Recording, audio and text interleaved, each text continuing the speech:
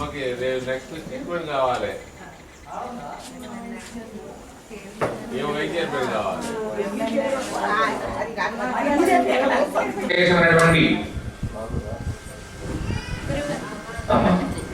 ఒక 20 సంవత్సరాలు చూస్తున్నా.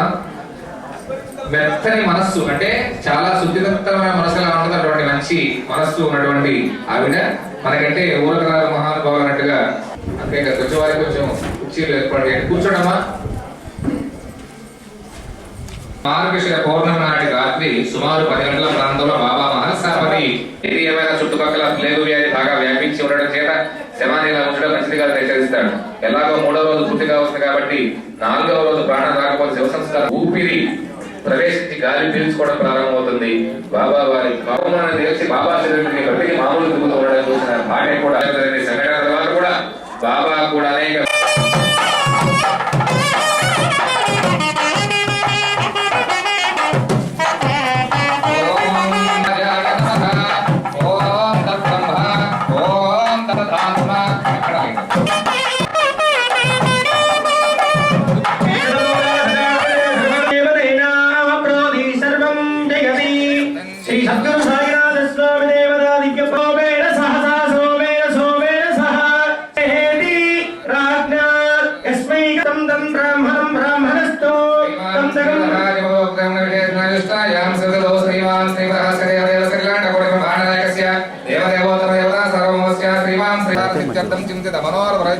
ఉద్యోగ వ్యాపార ద్వారా మహేశ్వర్యార్థం ఇష్టకామ్య సిద్ధ్యర్థం శ్రీ పరమేశ్వర ప్రసాద సిద్ధి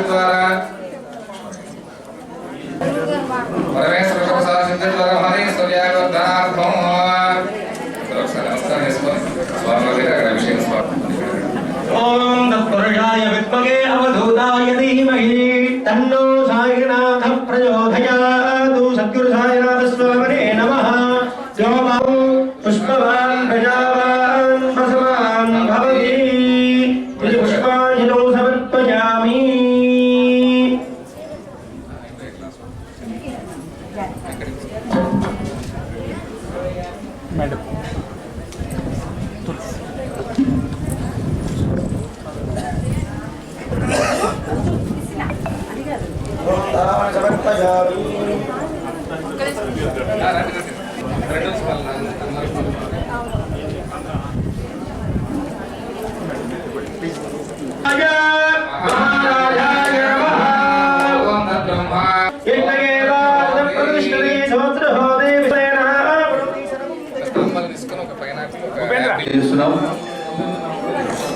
వచ్చినటువంటి లక్ష్మణారెడ్డి గారు, రామారావు గారు తదితర ప్రతి ఒక్కరు కూడా ఇది ఒక విశేషమైనటువంటి ఒక ఆలోచనలతో ఈ నిర్మాణం జరుగుతూ ఉంది.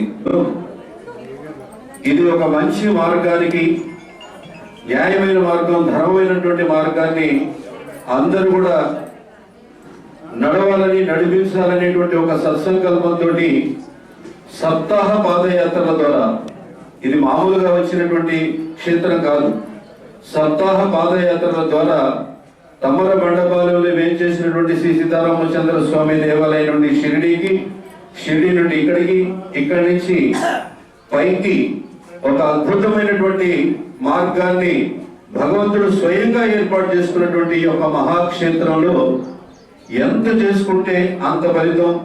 ఇక్కడ వచ్చినటువంటి యొక్క సాయి బంధువులందరికీ కూడా భగవంతుని యొక్క అనుగ్రహం ఎంత ఉన్నది అంటే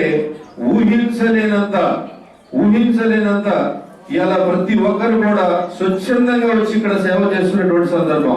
సేవే కాకుండా విగ్రహ ప్రతిష్టకి విగ్రహం పూర్తయిందని చెప్పి 1,08,000 చొప్పున మన సేవకులందరూ కూడా రాయాలి అని ఒక సంకల్పం చేస్తే రెండో మాట లేకుండా సుమారుగా 32 మంది, ఈ రోజుకి 32 మంది రాసినటువంటి సందర్భం. 50 లక్షలు అవుతుందని 50 మంది చేత రావించాలంటే 32 మంది స్వచ్ఛందంగా రాసినటువంటి ఒక సందర్భం ఉంది. మరి ₹1 కాదు, ₹2 కాదు, ఇంత అద్భుతంగా ఇంట్లో ఇబ్బందులు ఉన్నటువంటి వాళ్ళు కూడా వారు ఎప్పుడు కూడా పైనే ఉండాలి, ఇచ్చే స్థాయిలోనే ఉండాలి అనేటువంటి సంకల్పంతో వారికి నేను ఎప్పుడు కూడా బాబావారి ముందు సాష్టాంగ ప్రణామం చేసి వారి యొక్క దినదినాభివృద్ధి జరగాలనేటువంటి ఒక సంకల్పంతో ఈ యొక్క మహాక్షేత్రం నిర్మాణం జరుగుతూ ఉంది. ఈ యొక్క నిర్మాణంలో భాగస్వాములు కావాలంటే కూడా వారికి కూడా భగవంతుని యొక్క అనుగ్రహం కూడా ఉండాలి. ఆ అనుగ్రహం ఈ ఆశ్రమ ప్రతిష్ట మహోత్సవ కార్యక్రమం కానీ విని ఎరుగినటువంటి రీతిలో జరగాలని నేను కూడా గతంలో మరి గాలి కంటే వేగంగా రాజకీయాల్లో తిరిగాను. చెప్పిన తర్వాత మీరు ఎట్లన్నా ఉండాలి మామ అని చెప్పి నా దగ్గరకు వచ్చి ప్రాధాన్యపడితే నేను ఒక మార్గంలోకి వచ్చిన తర్వాత రెండో మార్గం కుదరదమ్మా నువ్వు ఏదో ఒక రకంగా చేసి చేయమంటే అప్పుడు జాన్సమ్మని పెట్టడం జరిగింది. ఈ విధంగా భగవంతుడు నన్ను ఇక్కడికి లాక్కొచ్చి ఇంత మహాక్షేత్రం కట్టడానికి నేను ఒక గమనాన్ని ఇవాళ మనందరం కూడా ఒక సమిష్టి భావంతో దీన్ని ఎంతో కొంత తగ్గించుకుని మనల్ని మనం ప్రేమించుకుంటూ ఒకరి కష్టాలు ఒకరి నష్టాన్ని భాగస్వాములుగా మనందరం కూడా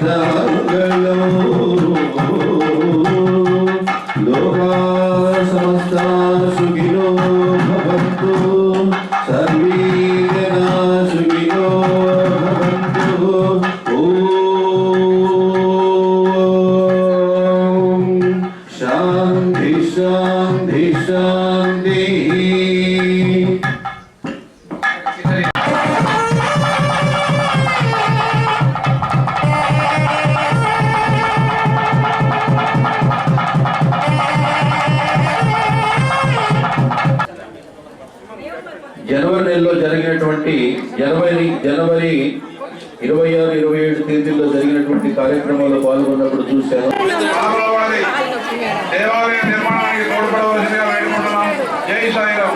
మా అందరూ కూడా ఇక్కడ పుష్పాలు ఉన్నాయి, పూలు స్వామివారి పాదాల దగ్గర నుంచి నమస్కారం చేసుకోవాలి. పెనుగొండ వెంకటేశ్వర గారు, లక్ష్మి గారు 25 కేజీల రైస్ సమర్పించినారు. డైరీ ఉండాలమ్మా, డైరీ కనపడం తీసుకురా.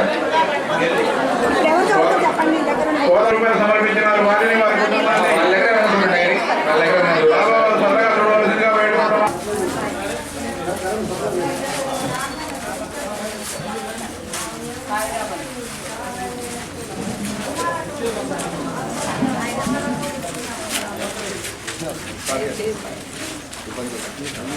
తస్మాత్ బ్రాహ్మణేభ్యో వేదవిభ్యో గురుగా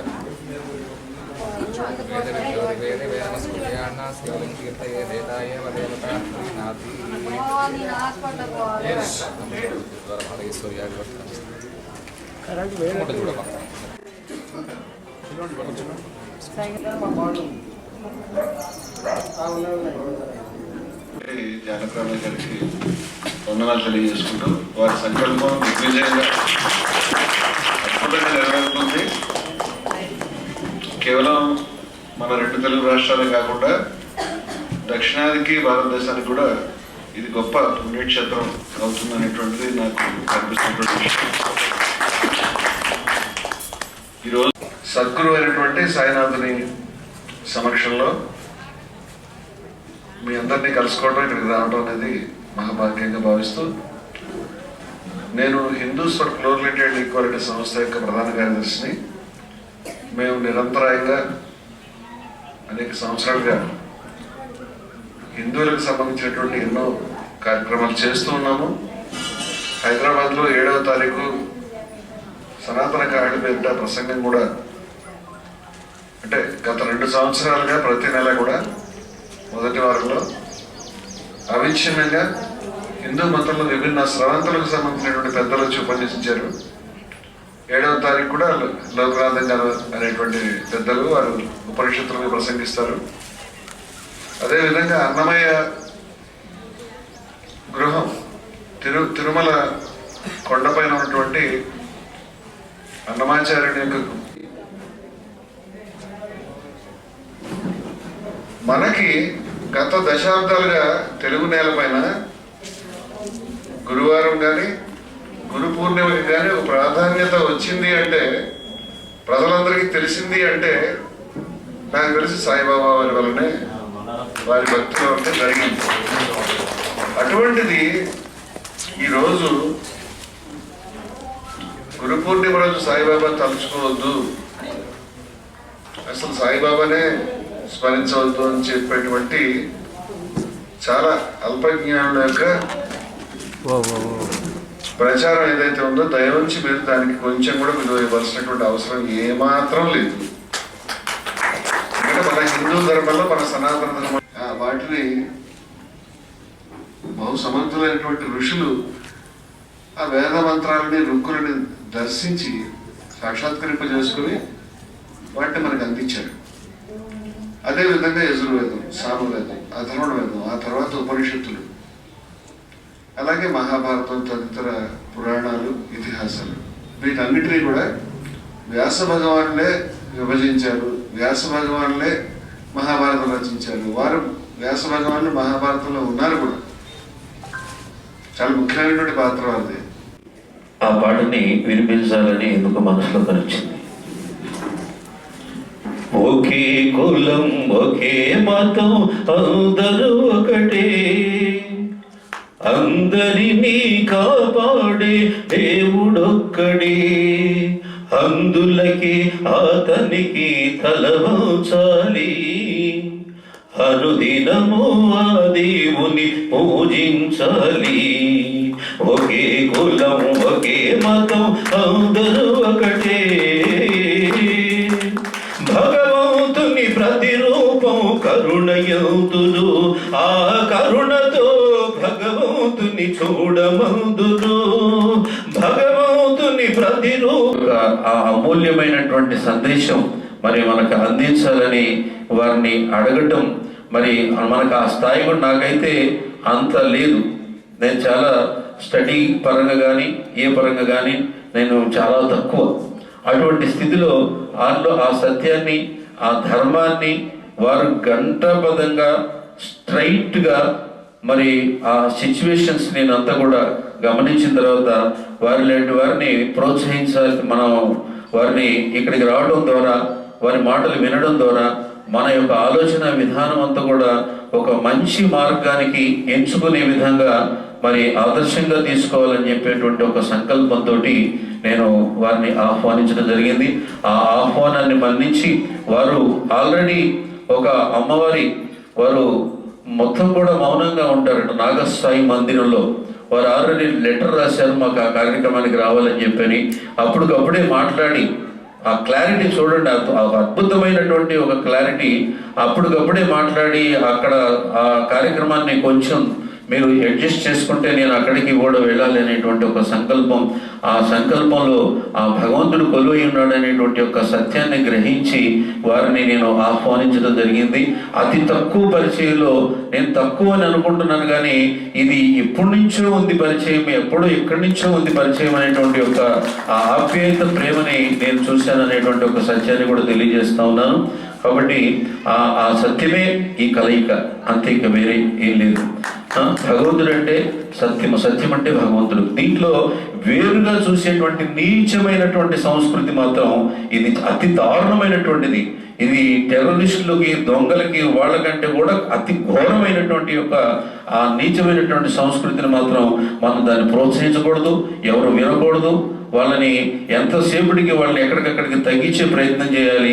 వాళ్ళని ఆ స్థితి నుంచి మార్పు దిశగా మనం తీసుకొచ్చేటువంటి ఒక ప్రయత్నం చేయాలనేటువంటి ఒక ఆలోచనతో ఇటువంటి మహానుభావుల్ని మనందరం కూడా కలుసుకోవడం, తెలుసుకోవడం, ఆచరణలో పెట్టడం, అందరికీ పంచడం, ఇవన్నీ కూడా మనం సాయిబాబా వారు చూపించినటువంటి యొక్క మార్గమే అందరికీ పంచాలి. అందరూ ఈ ప్రపంచంతో ఒకటి, ఈ దీంట్లో వేరనేటువంటిది లేదు. వారు చెప్పినటువంటి యొక్క ప్రతి మాట, ప్రతి అక్షరం సత్యం అనేటువంటి యొక్క సత్య మార్గంలోనే మనం ఈ కార్యక్రమాలన్నీ కూడా నిర్వహించుకుంటున్నాం. మరి ఇప్పుడు సాయి నిన్ను చూడకుండా ఉండలేనయ్యా,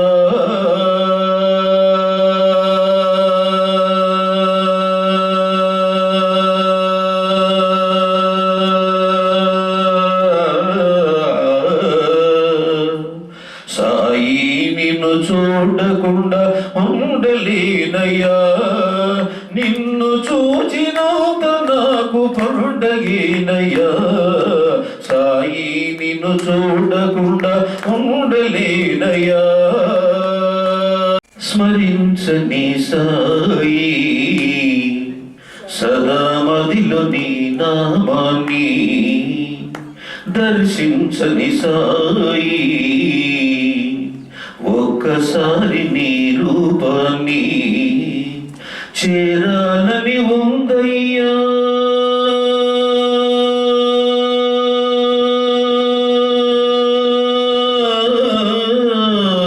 నీ చరణ సన్నిధిని చూడాలని ఉంది సాయి, చక్కని నీ రూపాన్ని స్మరించని సాయి సదా మదిలో నీ నామాన్ని, దర్శించని సాయి ఒక్కసారి నీ రూపాన్ని, మాయతోటి మమ్ము చేసి జన్మించిన బ్రహ్మవు నీవే, మమతాను రాగల అల్లికలు అల్లిన దీవే, కామ క్రోధ లోభాలు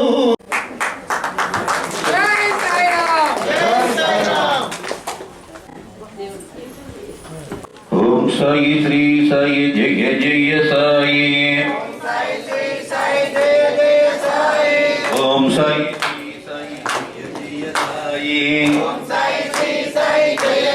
సాయి, ఓం సాయి శ్రీ సాయి జయ జయ సాయి,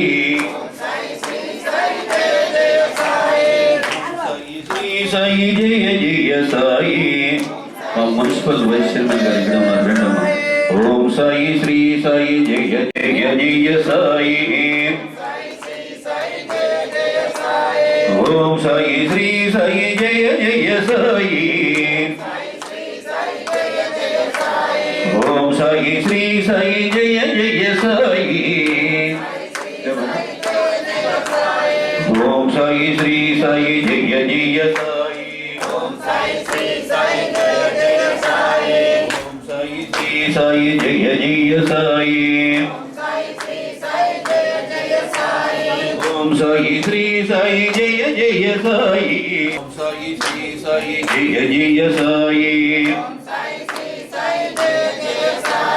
ఓం సాయి శ్రీ సాయి జయ జయ సాయి, ఓం సాయి శ్రీ సాయి జయ జయ సాయి, ఓం సాయి శ్రీ సాయి జయ జయ సాయి. గురు పూర్ణిమ సందర్భంగా పవిత్రమైనటువంటి పర్వదిన రోజున ఇక్కడ కోదాడపట్నంలో చాలా భవ్యమైనటువంటి రీతిలో బృహత్తరమైనటువంటి ఈ సాయిబాబా మందిరాన్ని నిర్మిస్తున్నటువంటి మా ఋషి జానకిరామయ్య గారు ప్రత్యేకంగా పిలవడం వల్ల ఒక గొప్ప భాగ్యాన్ని అందరూ ఇక్కడ కోదాడపట్నానికి రావడం జరిగింది. నేను నా పేరు విజయవేద రామమూర్తి, నేను హిందూస్థాన్ గ్లోబల్ అండ్ ఈక్వాలిటీ సంస్థ ప్రధాన కార్యదర్శిని, జయవాడ సంస్థ జాతీయ ప్రధాన కార్యదర్శిని, హిందుస్థానీ గౌరక్షణ సమితి యొక్క అధ్యక్షుడిని. ఇట్లా అనేక రకాలుగా హిందూ మతాలకు సంబంధించిన కార్యక్రమాలు, సనాతన గోపురాచార్య కార్యక్రమాలు, హిందూ ముస్లిం ఐక్యతని ప్రజలందరూ ఐక్యతని చాటేటువంటి కార్యక్రమాలు చేసేటువంటి అనేక సంస్థలు జయవాడ మూవ్మెంట్లో ఉన్నాయి.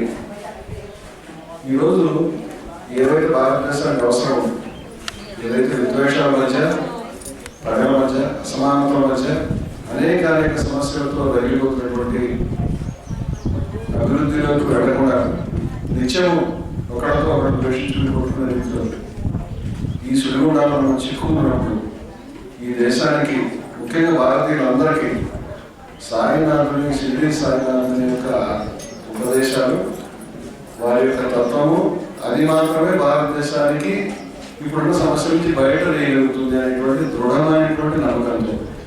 అదే కాకుండా సాయినాథులు చెప్పింది కూడా కొత్తగా ఏమీ లేదు.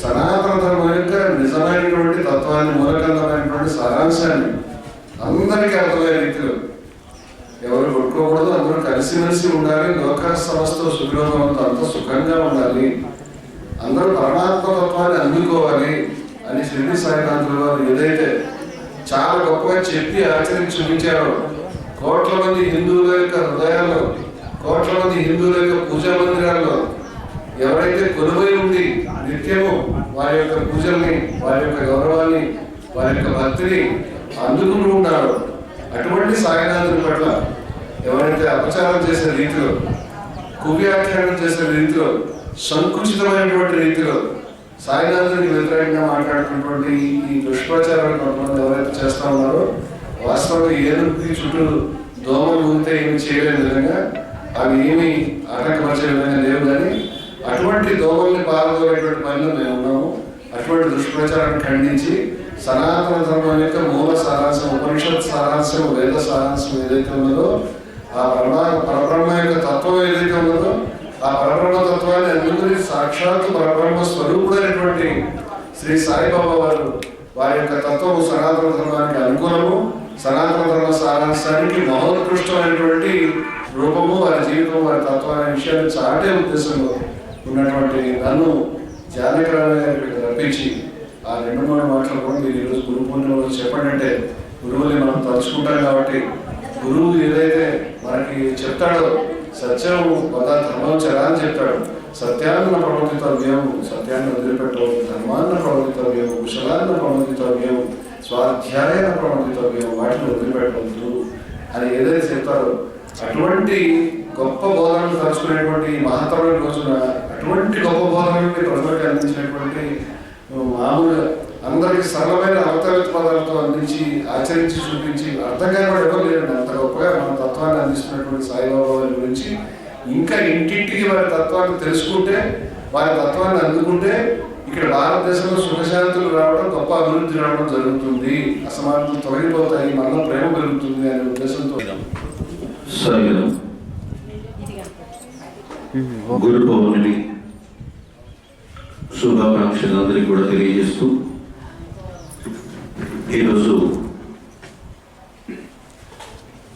పవిత్రమైనటువంటి రోజు. గురువు యొక్క అనుగ్రహం, ఆశీర్వాదం పొందే విధంగా ప్రతి ఒక్కరు కూడా సత్య మార్గంలో, ధర్మ మార్గంలో, ప్రేమ మార్గంలో నడుస్తూ అందరినీ కూడా నడిపిస్తూ జగద్గురు సమర్థగురు శ్రీ షిరిడి సాయిబాబా వారు ఆచరించి చూపించినటువంటి మార్గంలో ఎంతో కొంత మనం విని ఆచరించి ఆ మార్గంలో నడిచే విధంగా ఆ గురుదేవుల యొక్క అనుగ్రహం, ఆశీర్వాదం మన పైన అందరిపైన ఉండాలని చెప్పి కోరుకుంటూ ఈరోజు ఈ కార్యక్రమాన్ని